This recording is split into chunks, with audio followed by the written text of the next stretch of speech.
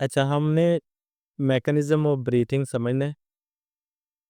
Mechanism of breathing, सांस कैसे लिया जाता है। तो द फिजिकल फिनोमेना जिसमें आप सांस को फिजिकली खींच कर अंदर लेके जाते हो और फिजिकली उसको खींच कर बाहर निकालते हो, इस मैकेनिज्म को हम कहते हैं ब्रीथिंग फिजिकल। तो हम ऐसे सांस जरा खींचो सर। तो आप क्या कर रहे हो, कुछ जिस्म के पाँव हिला रहे हो, मूव कर रहे हो, आपका चेस्ट मूव कर रही है और फिर रिलैक्स करो कि आपको मूवमेंट हो रही है। अब ये क्या मूवमेंट और कैसे होती है, इस चीज़ को समझना है।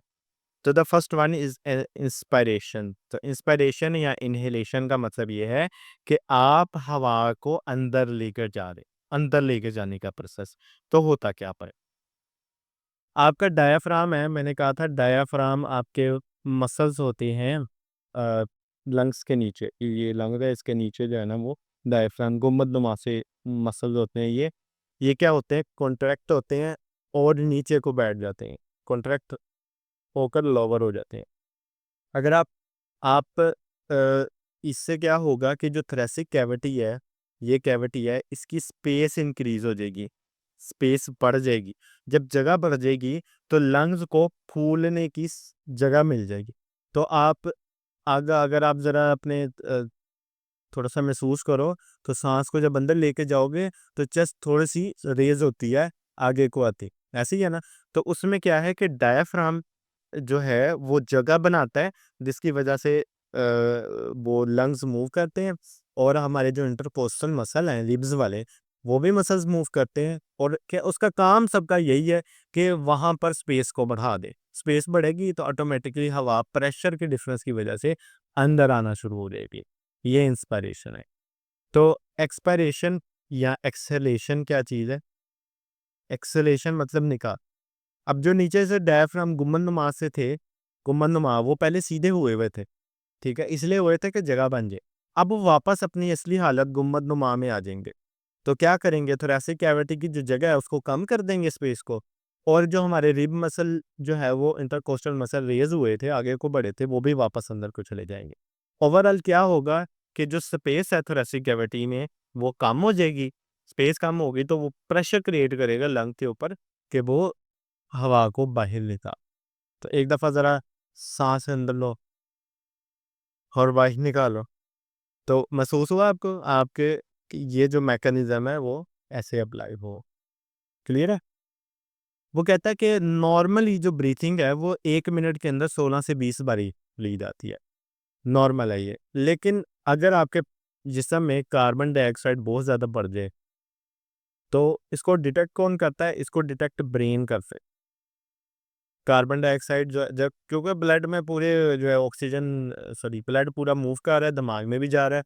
दिमाग में वो ब्लड जाएगा जहाँ पर कार्बन डाइऑक्साइड कम है, तो दिमाग को फ़ौरन पता चल जाएगा कि कमी है। तो वो क्या करेगा, इस साँस लेने की जो स्पीड है उसको बढ़ा देगा कि फ़ौरन-फ़ौरन जल्दी-जल्दी ऑक्सीजन आ जाए अंदर। हम कार्बन डाइऑक्साइड बाहर निकल जाए और ऑक्सीजन अंदर आ जाए, पूरी हो जाए। या फिर जब एक्सरसाइज कर रहे होते हो, भाग-दौड़ रहे होते हो, तो तब क्या होता है कि आपको ज़्यादा ऑक्सीजन चाहिए होती है। तो जब भागते हो, दौड़ते हो तो क्या होता है, साँस फूल जाती है। साँस फूलने में क्या जल्दी-जल्दी साँस लेते हैं। तो यही जो साँस 16 से 20 टाइम है, ये साँस 30 प्लस से भी ऊपर चला जाता है। इतनी तेज़ी से साँस लेना होता है। क्यों? क्योंकि हमारे जो मसल्स हैं ना मसल्स, मसल्स को ऑक्सीजन चाहिए होती है। और ऑक्सीजन कौन दे रहा है? लंग्स दे रहे हैं। तो लंग्स को तेज़ी-तेज़ी से काम करना पड़ता है, हार्ट बीट के बढ़ने के साथ-साथ कि वो उसको फ़ौरन-फ़ौरन ऑक्सीजन प्रोवाइड करे। क्लियर है? आगे टेबल है, तो टेबल के अंदर उसने आपको कुछ बताया हुआ है कि जब अ, हवा में कितनी कोई चीज़ होती है और जब आप उसको अंदर लेके जाते हो तो उसकी अमाउंट कितनी हो जाती है।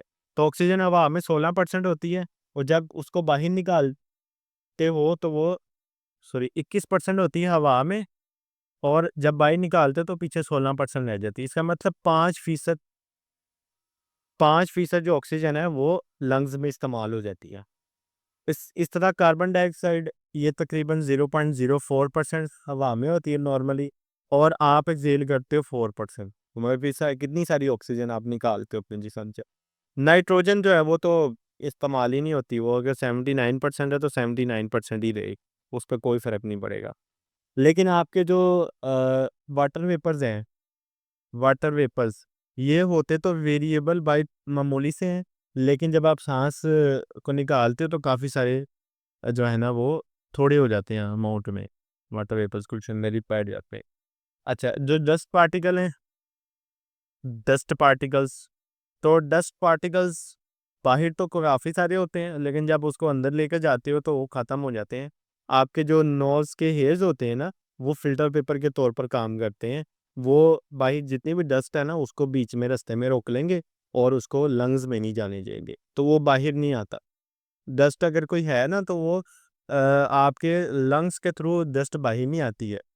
अगर आप किसी मिट्टी वाली जगह से गुज़र रहे हो, तो मिट्टी अंदर जा सकती है, लेकिन अंदर से मिट्टी को बाहर नहीं आएगा। तो इसलिए उसने कहा कि बाहर तो होती है, लेकिन अंदर ना ही कोई नहीं है। अंदर से जब बाहर हवा निकलती है, फिर कोई नहीं हो। अच्छा, टेम्परेचर जो है बाहर तो चेंज होता रहता है। सर्दियों में तो कम होगा भाई टेम्परेचर, ठंडी-ठंडी हवा लेते हो, गर्मियों में गर्म हवा लेते हो।